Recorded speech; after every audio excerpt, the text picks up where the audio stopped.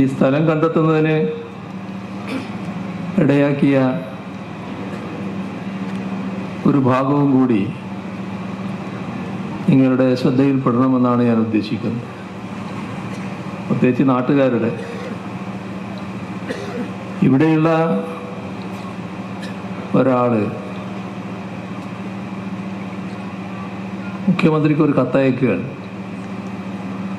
ഈ സ്ഥലത്തെക്കുറിച്ച് പറഞ്ഞുകൊണ്ട്. ഇങ്ങനൊരു സ്ഥലം ഇവിടെ കിടക്കുകയാണ്, കാട് പിടിച്ച് കെട്ടിക്കിടക്കുകയാണ്. കണ്ട മറ്റ് മൃഗങ്ങളൊക്കെ ഇവിടെ വന്ന് ചേരുന്നു, നാട്ടുകാർക്കൊരു ശല്യമായി മാറുകയാണ് എന്നൊക്കെ പറഞ്ഞുകൊണ്ടൊരു കത്തായിരുന്നു. ഇത് എന്തെങ്കിലും പൊതു ആവശ്യത്തിന് വേണ്ടി ഉപയോഗിക്കാൻ പറ്റില്ലേ എന്നായിരുന്നു ആ കത്തിലൂടെ ചോദിച്ചത്. അങ്ങനെ ആലോചിച്ചപ്പോഴാണ് ഇത്തരത്തിലൊരു സ്ഥാപനം ഇവിടെ വന്നുകൂടെ എന്നതിനെ പറ്റിയുള്ള ആലോചനക്ക് തുടക്കം കുറിക്കുന്നത്. ആ കാലത്ത് മുഖ്യമന്ത്രിയുടെ പ്രൈവറ്റ് സെക്രട്ടറിയായി പ്രവർത്തിച്ച കെ രാഗേഷ് അതുമായി ബന്ധപ്പെട്ട് നല്ല തുടർ പ്രവർത്തനങ്ങൾ നടത്തിയെന്നതും ഞാൻ ഈ ഘട്ടത്തിൽ ഓർക്കുകയാണ്. അന്ന് ഫയർ ആൻഡ് റെസ്ക്യൂ സർവീസസിൻ്റെ തലപ്പത്തുണ്ടായിരുന്നത് ശ്രീമതി സന്ധ്യയായിരുന്നു. അവരും ഈ അക്കാദമിക് രംഗത്ത് ഇത്തരമൊരു സ്ഥാപനം വരുന്നതിൽ നല്ല താല്പര്യം പ്രകടിപ്പിക്കുകയുണ്ടായി. അങ്ങനെ എല്ലാം കൂടി ചേർന്നുകൊണ്ടാണ് ഇത് ഇന്നത്തെ നിലയിലേക്ക് എത്തിയത്. ഏതായാലും അതിന് തുടക്കം കുറിച്ചതൊരു കത്താണ്. ആ കത്ത് എൻ്റെ ഓർമ്മയൊരു സ്ത്രീ അയച്ചു എന്നാണ്. ഏതായാലും ആ കത്താണ് ഇതിനെല്ലാം ഇടയാക്കിയത് എന്നുകൂടി നിങ്ങൾ അറിയേണ്ടതായിട്ടുണ്ട്. അപ്പോൾ എങ്ങനെയാണ് നിങ്ങളാണോ അയച്ചത്? ശരി, അതാണ്. അപ്പോൾ എങ്ങനെയാണ് നാടിൻ്റെ കാര്യങ്ങൾ പ്രാവർത്തികമാകുന്നത് എന്നതാണ് ഇതിലൂടെയെല്ലാം വ്യക്തമാകുന്നത്.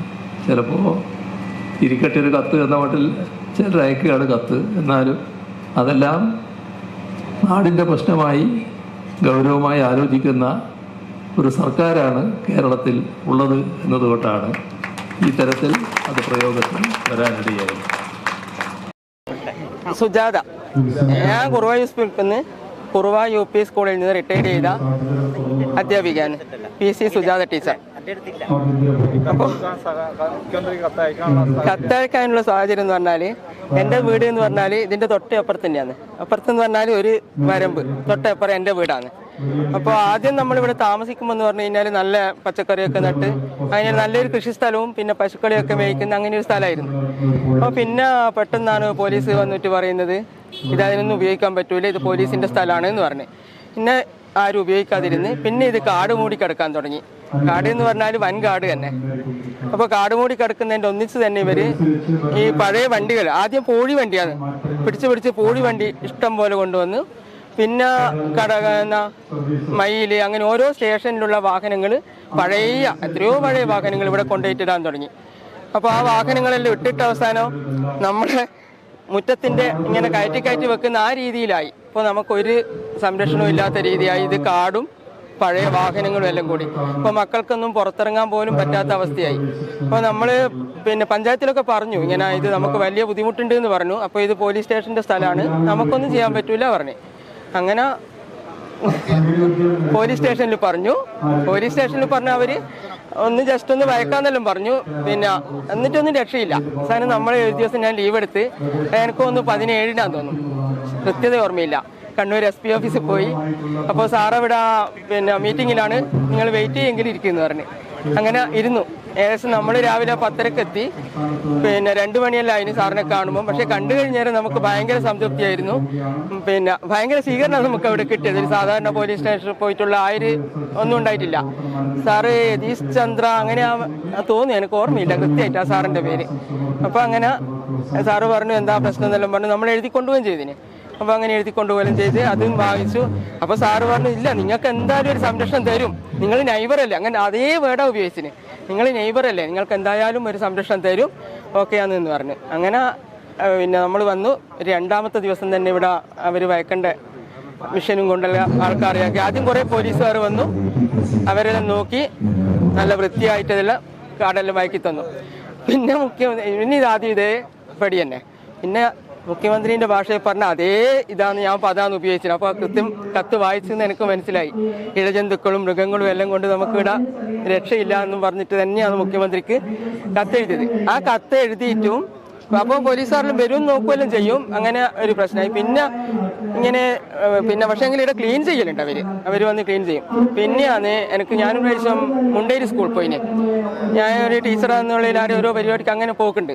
അപ്പോൾ മുണ്ടേരി സ്കൂളിൽ പോയടുത്ത് ആ സ്കൂളിന്റെ നിലവാരം കണ്ടത് എനിക്ക് തോന്നി അന്ന് സെക്രട്ടറി പിന്നെ ശ്രീ രാജേഷ് സാറ്. പിന്നെ അപ്പൊ ഞാൻ വെറുതെ വീട്ടിൽ നിന്ന് എന്റെ മിസ്റ്ററോട് പറഞ്ഞു, നമുക്കൊരു കത്തെഴുതി നോക്കിയാലോ, ഒന്ന് വിളിച്ചാലോ, ശരിക്കും നല്ലൊരു വികസന പ്രിയനെ പോലെയല്ലേ കാണുന്നത്, അപ്പൊ ഇതൊന്ന് നമുക്ക് ഒന്ന് ശ്രദ്ധയപ്പെടുത്താൻ വിളിക്കാ പറഞ്ഞു. അവർ പറഞ്ഞു നീ വിളിച്ചോ പറഞ്ഞു. അപ്പൊ എന്റെ അടുത്ത് നമ്പറൊന്നുമില്ല. അടുത്തുനിന്ന് ചന്ദ്രമാഷോട് ചോദിച്ചിട്ട് നമ്പർ വാങ്ങിച്ചു. ഒന്നും രണ്ടും മൂന്നും പ്രാവശ്യം ഒന്നും എടുത്തിട്ടില്ല. അവസാനം ഇനി ഞാൻ ഒരിക്കലും കൂടി എനിക്ക് ഭയങ്കര നിരാശ, എടുക്കാത്തതുകൊണ്ട് റിങ് ചെയ്യും എടുക്കൂല. അപ്പൊ പിന്നെ ഞാൻ വിചാരിച്ചു ഇനി ഒന്നും കൂടി വിളിക്കാം, എന്നിട്ട് ഞാൻ നിർത്തുന്നു പറഞ്ഞു. കറക്റ്റ് രണ്ടാമത്തെ റിങ്ങിൽ തന്നെ ഫോൺ എടുത്തു. അപ്പൊ സംഭവം എന്തെല്ലാം ചോദിച്ചു. ഞാനെല്ലാം വളരെ കൃത്യമായിട്ട് ഇതേപോലെ കുറേ സമയം തന്നെ സംസാരിച്ചിന്. അപ്പാട് സാറ് പറഞ്ഞു, പിന്നെ നിങ്ങളൊരു കാര്യം ചെയ്യും, നല്ല ഒരു ഫോട്ടോ, അതിൻ്റെ ഒരു വീഡിയോയും ഫോട്ടോ എല്ലാം ആയിട്ട് ആ പറമ്പ് ഏകദേശം ഇത് 5 ഏക്കറയോളം സ്ഥലമുണ്ട്, അതെല്ലാം ഞാൻ വിശദമായി പറഞ്ഞു, എല്ലാം ഒന്ന് അയച്ചതാന്ന് പറഞ്ഞു. അപ്പോൾ എനിക്ക് ഫോട്ടോ എടുത്താൽ എന്തായാലും അത്ര ക്ലിയർ ആവില്ല. അപ്പുറത്തുനിന്ന് എൻ്റെ ഒരു മോനുണ്ട്, മോനെ വിളിച്ച് നല്ല ഫോട്ടോഗ്രാഫി എല്ലാം എടുത്തു, എല്ലാം കൃത്യമായിട്ട് അങ്ങോട്ട് വിട്ടു. അപ്പോൾ അന്നാമത്തെ ദിവസം നീ നോക്കിയിട്ട് കാണുമ്പോൾ നമുക്ക് മനസ്സിലാവില്ലേ, നോക്കിയിട്ട് കാണുന്നില്ല. വീണ്ടും ഞാൻ വിളിച്ച് അപ്പോൾ നോക്കും പറഞ്ഞ് പിന്നെ 2 ദിവസം കൊണ്ട് തന്നെ ഒരാഴ്ച കഴിയുമ്പോഴത്തേക്ക് തന്നെ പത്രത്തിൽ ഇങ്ങനെ ഒരു സംഭവം വരുന്നു. പിന്നെ ഇവിടെ ഫയർ ആൻഡ് റെസ്ക്യൂവിന്റെ സംഭവങ്ങളെല്ലാം വന്നു. സന്ധ്യാമേടയിൽ ഏറ്റെടുത്തിന് എന്തായാലും നടക്കുന്നും പറഞ്ഞു. പിന്നെ ഇവിടെ ഉള്ള എല്ലാവരും ഈ കാട്ടിലിറങ്ങാൻ പറ്റാത്തതുകൊണ്ട് എല്ലാവരും നമ്മളെ പറമ്പത്തിൽ വീട്ടിലാണ് വരിക. അപ്പോൾ സംഭവം എല്ലാം ചോദിച്ച് ഇങ്ങനെയല്ലാന്ന് പറഞ്ഞാൽ നിങ്ങൾ മുഖ്യമന്ത്രിക്ക് കൊടുത്തതല്ലേ, എന്തായാലും ശരിയാവുന്ന എല്ലാവരും ഒരേ സ്വരത്തിൽ പറഞ്ഞു. എനക്കും അത് എൻ്റെ സ്വപ്ന സാക്ഷാത്കാരത്തിന്റെ ദിവസമാണ് ഇന്ന്. തീർച്ചയായിട്ടും വളരെ എന്ന് വെച്ചാൽ എനക്കെല്ലാം നമ്മളെ പ്രദേശം ഇത്രയായില്ല, പക്ഷെ എങ്കിലും നമ്മളെ നാട്ടിന് ഈ സ്ഥലം കാട് പിടിച്ചിരുന്നതിന് പകരം ഏറ്റവും സംഗതി വരുന്നതിൽ ഒരുപാട് കണ്ടു. മുഖ്യമന്ത്രിയോട് കണ്ടു. മുഖ്യമന്ത്രി ശരിക്കും സത്യം ഞാൻ അത്ഭുതപ്പെട്ടു പോയി. ആ കത്തിലെത്തിയ വാചകങ്ങൾ മുഖ്യമന്ത്രി പറയുമ്പോൾ ശരിക്കും ഞാൻ അത്ഭുതപ്പെട്ടു പോയി. ഇത്രയൊന്നും ഞാൻ പ്രതീക്ഷിച്ചിട്ടില്ല. ഒന്നുമില്ല, വളരെ കൂളായിട്ട് വന്ന് ഇരുന്ന് പോകുന്നതെന്ന് മാത്രമേ ഉണ്ടായിട്ടുള്ളൂ. പക്ഷെ മുഖ്യമന്ത്രിയും വളരെ കുസ്മേരം അതന്നെ അദ്ദേഹം എന്നെ നോക്കി. ഓക്കെ.